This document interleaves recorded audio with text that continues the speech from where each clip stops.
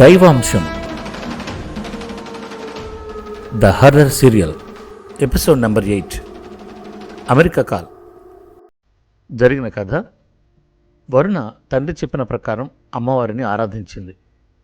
తండ్రి ఇచ్చిన పుస్తకంలో అమ్మవారు అనుగ్రహించిన బీజాక్షరాలను చూసి వాటిని జపిస్తూ చాలా సమయం ధ్యానంలో ఉండిపోయింది. ఫార్మర్ డెలిగేట్స్తో మీటింగ్ అయిన తర్వాత చైతన్య ఎందుకు డల్గా ఉన్నాడు అనేది వరుణకు వివరించి చెప్పాడు. తన స్నేహితురాలు విద్య ఏమైందో తెలుసుకోవాలి అనుకున్నారు. ఇక తర్వాత భాగం వినండి. అమెరికాలో తన స్నేహితుడైన జాన్కి ఫోన్ చేశాడు చైతన్య. జాన్ తండ్రి ఇండియన్. అతను చదువుకోవటానికి అమెరికా వెళ్ళి అక్కడమ్మాయిని ప్రేమించి పెళ్లి చేసుకున్నాడు. వాళ్ళ ప్రేమ చిహ్నం ఈ జాన్. అతనికి చిన్నప్పటి నుండి డిటెక్టివ్ అవ్వాలని కోరిక. కానీ తండ్రి మాత్రం కొడుకును తన బిజినెస్కు ఉపయోగపడే విధంగా ఉండాలని ఆశపడ్డాడు. అందుకే జాన్ని ఎంబీఏ చదివించారు. అది కూడా ఒక షరతుతో. అదేంటంటే జాన్ ఎంబీఏ పూర్తి చేస్తే డిటెక్టివ్ కంపెనీ పెట్టుకోవడానికి తన తండ్రి డబ్బులు ఇస్తాననే ఒప్పందం. ఎప్పటికైనా తన బిజినెస్ చూసుకోవాల్సింది జాన్ కదా అని అతని నమ్మకం. చైతన్య ఫోన్ చేయడంతో జాన్ ఫోన్ లిఫ్ట్ చేశాడు. హలో జాన్ అన్నాడు Chaitanya. Yeah, who is this అడిగాడు జాన్. హే జాన్, నేను రా చైతన్యని అని ఉత్సాహంగా అన్నాడు. హే చైతన్య, ఎలా ఉన్నావురా? యారా, ఇన్ని రోజులు గుర్తొచ్చానా? సరే, ఎలా ఉంది నీ బిజినెస్? ఎలా ఉంది? అమ్మ నాన్న ఎలా ఉన్నారు అని అడిగాడు. ఇక్కడంతా బాగున్నావురా. ఒక విషయంగా నాకు నీ హెల్ప్ కావాలిరా. నాకు ఆ చిన్న ఫేవర్ చేస్తావా అని అడిగాడు. ఆ మాటకి జాన్, ఏంట్రా కొత్తగా హెల్ప్ ఫేవరు అని రిక్వెస్ట్గా అడుగుతున్నావు? అసలు నీకేం కావాలి అనేది ఆర్డర్ వేయరా, ఈ జాన్ నీకు చేసి పెడతాడు. ముందు అసలు విషయం ఏంటో చెప్పు అన్నాడు. చైతన్య చిన్నగా నవ్వి, ఏం లేదురా జాన్, అమెరికా నుండి ఒక కంపెనీ ద్వారా మా కంపెనీకి ఒక ఆఫర్ వచ్చింది. వాళ్ళతో రాత్రి మీటింగ్ జరిగింది. అయితే వాళ్ళు నాకు కరెక్ట్ పర్సన్స్లా అనిపించలేదు. ఆ ఆఫర్కి సంబంధించిన డీటెయిల్స్ అన్నీ నీకు పంపిస్తాను. ఆ కంపెనీ ఎంతవరకు కరెక్టో తెలుసుకుని నాకు ఇన్ఫర్మేషన్ చెప్పగలవా అన్నాడు. ఓ వై నాట్ చైతన్య, నాకు డీటెయిల్స్ పంపు. 1 గంటలో నీకు ఆ కంపెనీ పుట్టు పూర్వత్రాలన్నీ కూడా వివరంగా పంపిస్తాను అన్నాడు. థ్యాంక్ యూ జాన్, డీటెయిల్స్ ఇప్పుడే పంపిస్తాను అని ఫోన్ కట్ చేసి కంపెనీ డీటెయిల్స్ అన్నీ జాన్కు పంపించాడు. జాన్కి విషయం చెప్పడంతో చైతన్యకి కాస్త రిలాక్స్గా అనిపించింది. జాన్ ద్వారా విషయాలన్నీ తెలుసుకుని దాన్ని బట్టి డెసిషన్ తీసుకోవచ్చు అనుకున్నాడు. ఆ తర్వాత ఫ్రెష్ అవ్వడానికి వెళ్ళాడు. తను స్నానం చేసి వచ్చే లోపల వరుణ వేడివేడిగా టిఫిన్ డైనింగ్ టేబుల్ మీద రెడీ చేసి పెట్టింది. వావ్, పూరీలు! థ్యాంక్ యూ వరుణ అన్నాడు. థ్యాంక్స్ ఎందుకండి, మీకు పూరీలు ఇష్టమని నాకు తెలుసు కదా, అందుకే చేశాను. వదిలిపెట్టకుండా తినాలి మరి అంది. ఇంతలో చైతన్యకి కౌముది ఫోన్ చేసింది. కౌముది నెంబర్ స్క్రీన్పై చూడగానే చైతన్య మొహం చిరాగ్గా మారిపోయింది. పక్కనే ఉన్న వరుణ అదంతా గమనించింది. ఇష్టం లేకపోయినా సరే తప్పక ఫోన్ లిఫ్ట్ చేసి, హలో చెప్పు కౌముది అన్నాడు. చైతన్య, డీల్ గురించి ఏం ఆలోచించారు మీరు? డీల్ ఓకే చేద్దామా అని అడిగింది. కౌముది, నాకు కొంచెం టైం కావాలి. అలా వెంటనే డిసిషన్ తీసుకోలేను. నాన్నగారికి కూడా ఫోన్ చేసి మాట్లాడి నీకు విషయం చెప్తాను. ఈలోపు నువ్వు టెన్షన్ పడకు, నన్ను టెన్షన్ పెట్టుకు, ఓకేనా? బాయ్ అని ఫోన్ కట్ చేశాడు చైతన్య. టిఫిన్ చేయడం పూర్తి చేసి వరుణతో కలిసి సోఫాలో కూర్చున్నాడు. వరుణ మొహం ఎందుకో డల్గా కనిపించడంతో తనని అబ్జర్వ్ చేసిన చైతన్య, ఏంటి బుజ్జి, కళ్ళు ఎర్రగా ఉన్నాయి, క్రొత్త ప్రదేశం కదా, రాత్రి నిద్ర పట్టలేదా అని అడిగాడు. చోటు గురించి కాదు, రాత్రి ఎందుకో అక్క బాగా గుర్తొచ్చింది అని డల్గా చెప్పింది. వరుణ వాళ్ళ అక్క గురించి చెప్పగానే చైతన్యకు కూడా చాలా బాధగా అనిపించింది.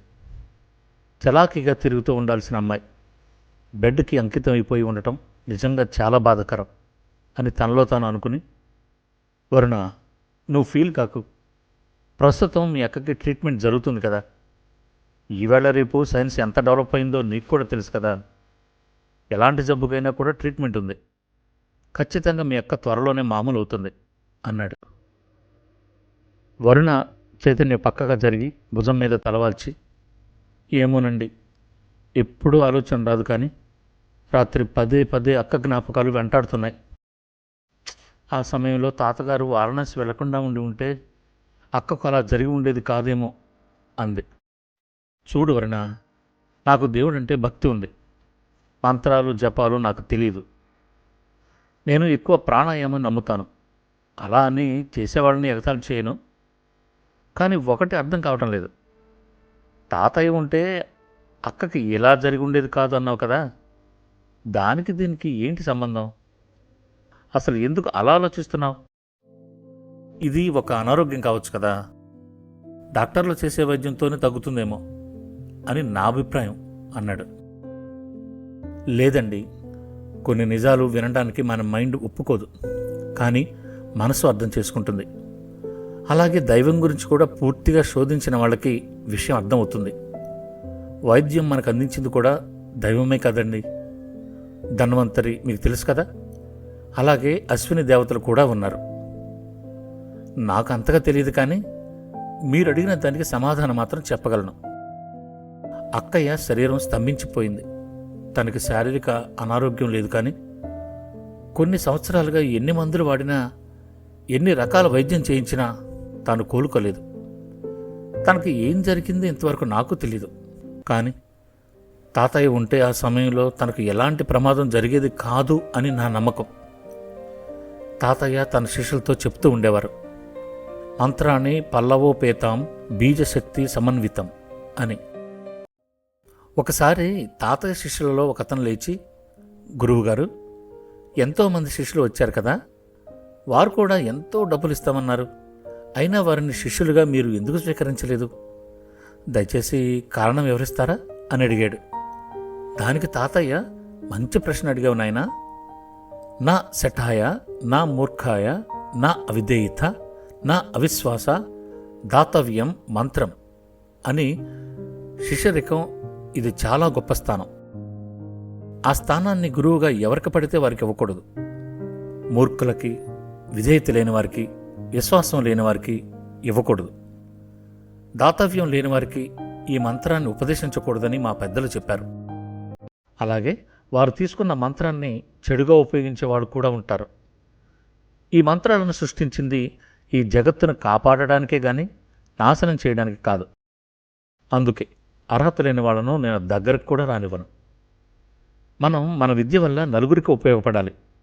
ఒక మంచి పని చేస్తే తల్లి తండ్రి దగ్గరకు తీసుకున్నట్లే. మనం చేసే మంచి పనుల వల్ల ఆ అమ్మవారు కూడా మెచ్చి మనల్ని తన దగ్గరకు చేర్చుకోవాలి.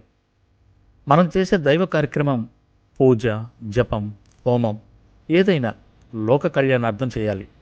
స్వార్థం పనికిరాదు అని చెప్పేవారు తాతయ్య. ఎంతోమంది ఎన్నో బాధలతో ఇంటికి వచ్చేవారు.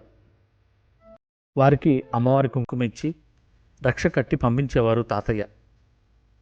కొద్ది రోజులకు వాళ్ళు ఎంతో ఆనందంగా పళ్ళు, కూరగాయలు అంటూ తెచ్చి సంతోషంగా తాతయ్యకిచ్చి తమ కృతజ్ఞతలు తెలుపుకునేవారు. ఎంతోమందికి ఎన్నో విధాలుగా సహాయపడిన తాతయ్య ఆ సమయంలో ఉండుంటే అక్కకు ఇలాంటి పరిస్థితి వచ్చేది కాదు కదా అని అప్పుడప్పుడు అనుకుంటూ ఉంటాను. అవును, మీరు కూడా ధ్యానం చేస్తారు కదా అని అడిగింది వరుణ. చేస్తాను, కానీ నేను శ్వాస మీద ధ్యాసతో ధ్యానం చేస్తాను. నాకేమీ ఉపదేశాలు లేవు. దేవుడంటే భయం, భక్తి ఉన్నాయి అని చిరునవ్వుతూ ఉంటున్న చైతన్యను చూసి మనస్ఫూర్తిగా నవ్వుకుంది వరుణ. ఇంతలో అమెరికా నుండి జాన్ ఫోన్ చేశాడు. వరుణ అడిగిన వివరాలన్నింటినీ జాన్ తెలుసుకోగలడా? వరుణ తాతయ్య ఉంటే వరుణ అక్కయ్యకి నిజంగానే ఆ పరిస్థితి వచ్చేది కాదా? ఈ ప్రశ్నలన్నిటికీ సమాధానాలు తెలుసుకోవాలనుకుంటే వింటూనే ఉండండి దైవాంశం, మీ తపస్వి మనోహరం ఆడియో స్టోరీస్లో.